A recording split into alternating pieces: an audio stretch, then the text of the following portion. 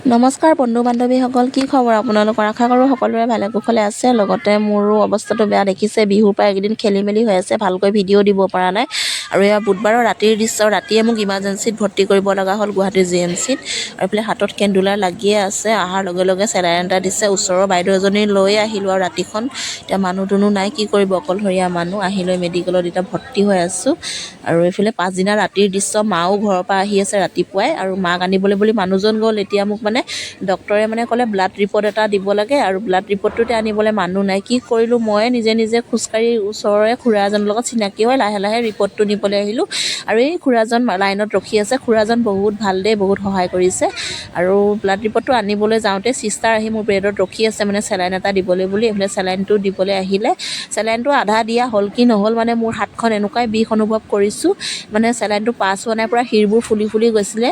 তাৰপিছত উপায় নাপায় পূৰা লাষ্টত চিঞৰি দিলোঁ। চিষ্টাৰে আহি মোৰ কেন্দুলাৰটো খুলি দিব লগা হ'ল, কেন্দুলাৰটো মোৰ বেকা হৈ গৈছিলে। আৰু এইফালে পাছদিনাৰ দৃশ্য। পাছদিনা অকণমান বহিছোঁ আৰু মই কাপোৰযোৰ খুলি ল'লোঁ। এইফালে মাও আহি পালেহি। মায়ে মোৰ ওচৰতে বেডত বহি আছে। আৰু ৰাতিপুৱা এয়া ব্ৰেকফাষ্ট দিয়ে মেডিকেলৰ পৰা। এটা কণী দিছে, এটা কল, গাখীৰ আৰু ব্ৰেড। মই অকল ৰাতিপুৱা ব্ৰেকফাষ্টটোহে কৰোঁ মেডিকেলত, বাকী মই ভাত পানী খোৱা নাই দেই মেডিকেলত।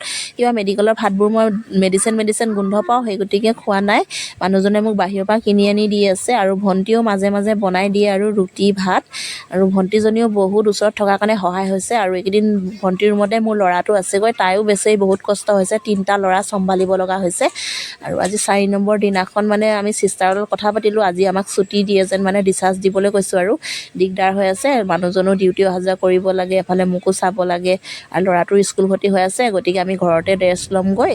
এই গতিকে আজি ডিচাৰ্জ দিয়ক। আৰু এনেকৈ খুজি মেলি ডিচাৰ্জটো লৈ মায়ে মই গুচি আহিলোঁ। এইফালে উবেৰ এখন বুক কৰি। আপোনালোকেও আশীৰ্বাদ কৰিব, মই যাতে সোনকালে আৰোগ্য হৈ ল'ব পাৰোঁ। তাৰপিছত আপোনালোকৰ মাজলৈ আকৌ মই ভিডিঅ' দিবলৈ চেষ্টা কৰিম। আজিলৈ বাই বাই।